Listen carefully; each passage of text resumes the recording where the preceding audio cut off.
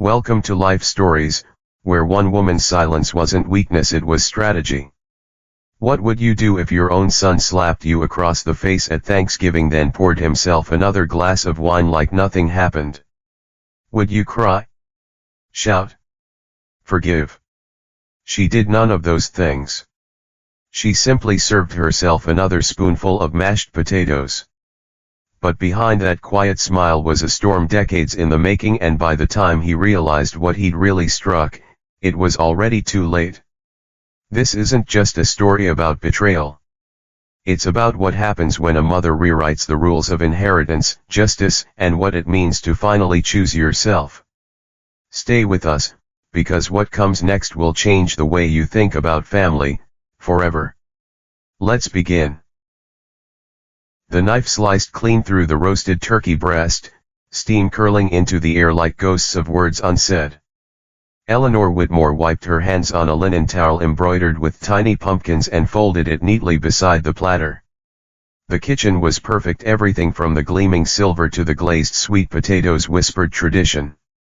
A candle flickered beside the cranberry sauce, casting a warm, golden glow over 11 place settings, each a thread in the fabric of 4 generations. She paused in front of the dining room mirror, adjusting the pearl pin on her collar. It had belonged to her mother, passed down with the kind of reverence Eleanor now found hollow. Legacy, she'd come to learn, was a story we tell ourselves until someone rips out the last page and writes their own. The front door slammed. She didn't turn. She didn't have to. Mason's footsteps were unmistakable, heavy, impatient, entitled. His wife Brooke trailed behind, lips pressed into a brittle smile, makeup concealing something far more fragile than exhaustion. Their sons barely looked up as they drifted into the living room, devices already in hand. Mason tossed his keys onto the entry table, hard enough to knock over the porcelain turkey Eleanor had bought from a church fundraiser in '92. She caught it just before it shattered. He didn't notice. "You're late," she said gently, her voice more observation than accusation. "Traffic," Mason muttered, already opening the fridge. "We came. Isn't that what you wanted?" Eleanor watched him grab a bottle of her wine without asking. Something old stirred in her ribs. Disappointment? No. Too familiar. This was something colder. The guests arrived in polite waves: her elderly neighbor from next door, Camille from the law firm, Terence the hospice nurse who'd once helped Eleanor during a vertigo spell. The table filled with small talk, clinking glasses, the forced cheer of people pretending not to notice the elephant that always showed up wearing Mason's grin. At 3:06 p.m., everyone was seated. Eleanor rose slowly from her chair at the head of the table. She glanced around. Brooke already on her phone, the boys elbow deep in mashed potatoes, Mason scrolling, smirking. "I just wanted to say thank you," she began, her voice steady despite the tightness in her chest. "Thank you for being here, for sharing this space, this family." Mason didn't look up. "Can we skip the monologue? Some of us have real plans after this." A ripple passed through the room. Eleanor's hand tightened on her napkin, but she didn't respond in kind. "I just hope," she said, softer now, "that we can share one meal without someone being cruel." That's when it happened. The screech of his chair. The sharpness in his voice. "Cruel." Mason stood, red creeping up his neck. "Are you really calling me cruel, in front of everyone?" "Mason," Brooke hissed, reaching for him. He shook her off.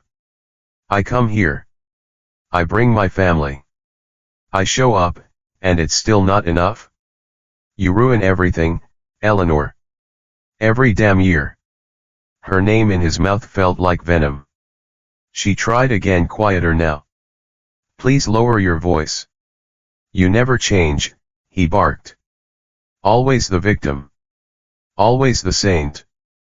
"I'm not raising my voice," she said, "and I'm not a saint. I'm your The slap cracked across her cheek like a gavel. Silence fell. Eleanor staggered slightly, one hand catching the arm of her chair. She didn't cry. She didn't scream.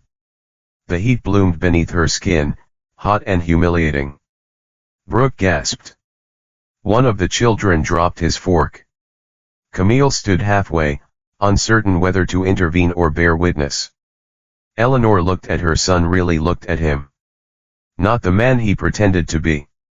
Not the boy she once tucked in with lullabies and apple slices.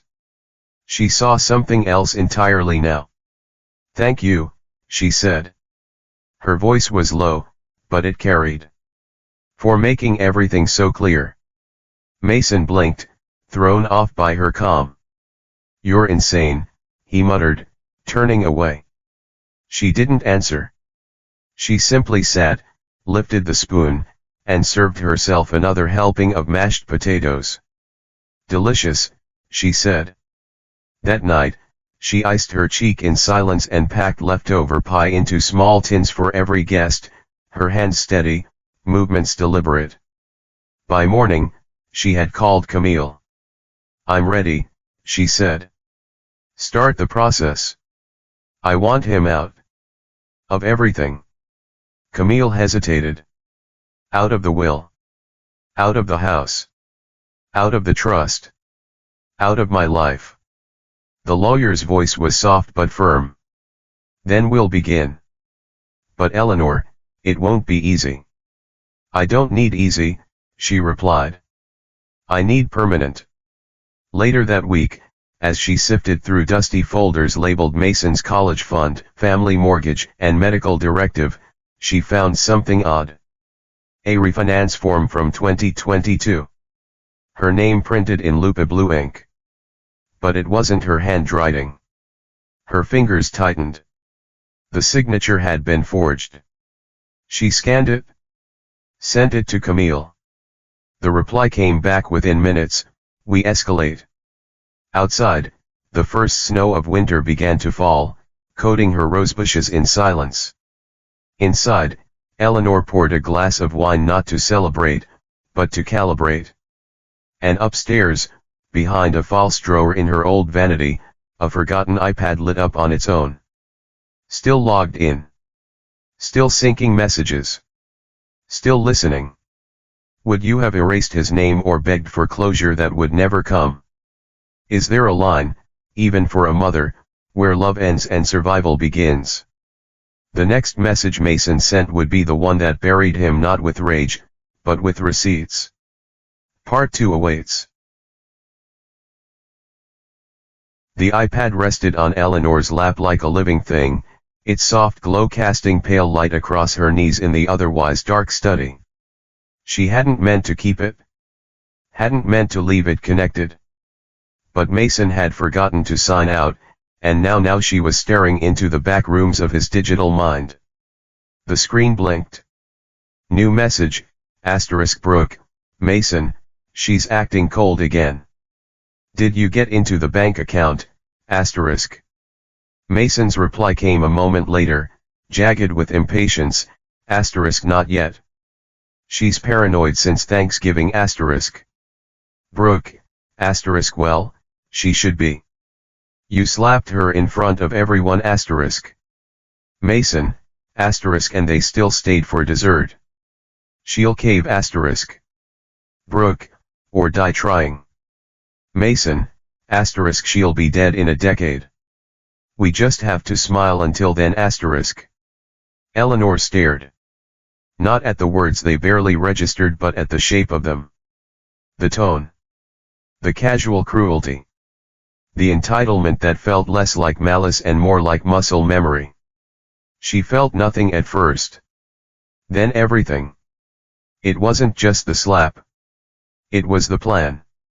She opened the secure archive Camille had set up and saved the screenshots. She titled the folder, Inheritance Intentions. By the time the sun rose, Eleanor had made 3 decisions. First, Mason's access to her accounts would be formally revoked. Second, the Whitmore Foundation, long dormant, would be reborn not in his name, but in hers, serving women like her, the overlooked, the outlived, the underestimated. Third, she would no longer apologize for protecting herself. I need you to listen carefully, she told Camille that afternoon, her voice low but unwavering. He forged my signature on a refinance. He's been accessing my network remotely. I want every clause, every firewall, everything. Camille didn't flinch. We'll build this like a fortress. It's not just disinheritance anymore. It's protection. But that night, something shifted. Eleanor woke with a tightness in her chest, an ache not born of fear but of memory. In the dim blue light of her bedroom, she opened the drawer beside her bed and pulled out a photo. Mason, age 7, his cheeks sticky with jam, his hand tightly wrapped around hers. She had loved him so deeply, for so long. Even now, some part of her wanted to believe he hadn't meant it. That it was the wine. The pressure. The unresolved childhood wounds he never let scab. But the messages were clear. The signature was clear. The slap was unforgettable. So why did it still feel like grief? Downstairs, the house was still. She poured herself a cup of tea, added too much honey, and sat in the dark with the warmth pressed to her palms. She didn't cry. She hadn't in days. But inside her chest, something cracked, not with noise, but with knowing. She was mourning the death of someone who was still alive.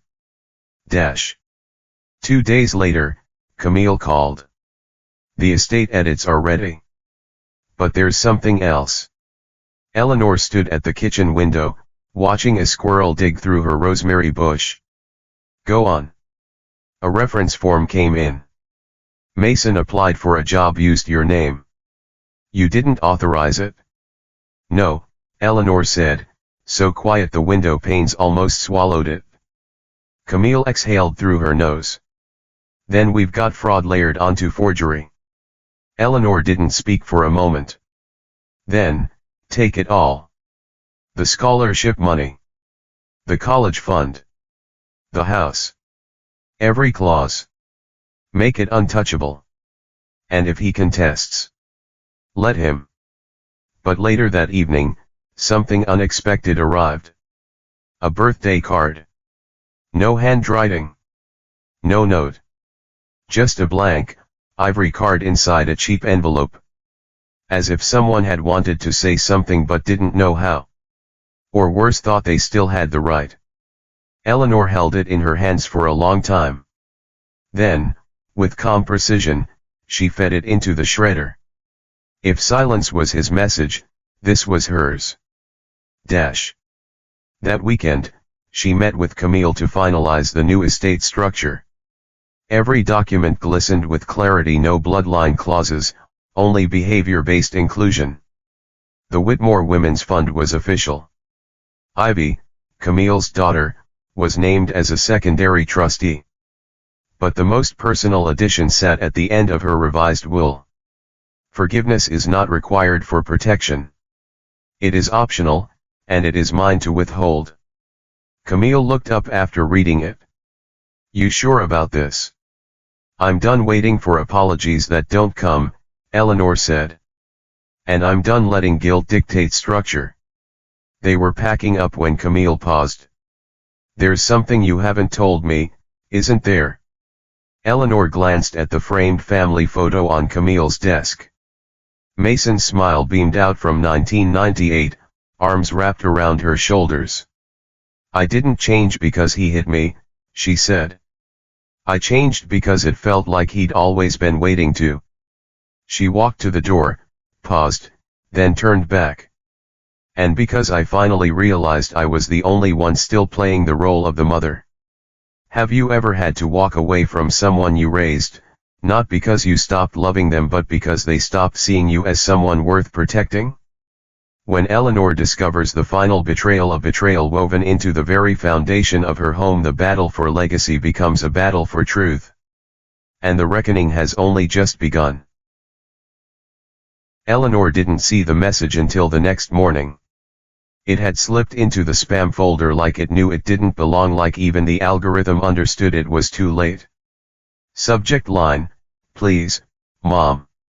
No greeting. No punctuation. Just two short sentences, asterisk we're losing the house. I know you're angry, but this can't be how it ends, asterisk. She read it 3 times, standing barefoot in the hallway, the winter sun barely warming the floorboards beneath her. Her tea had gone cold. Her pulse hadn't. She didn't reply.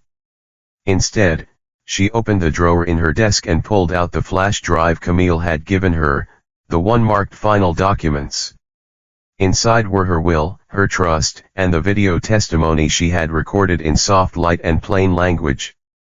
But there was one file she hadn't touched since the night it was created: Thanksgiving footage.mp4.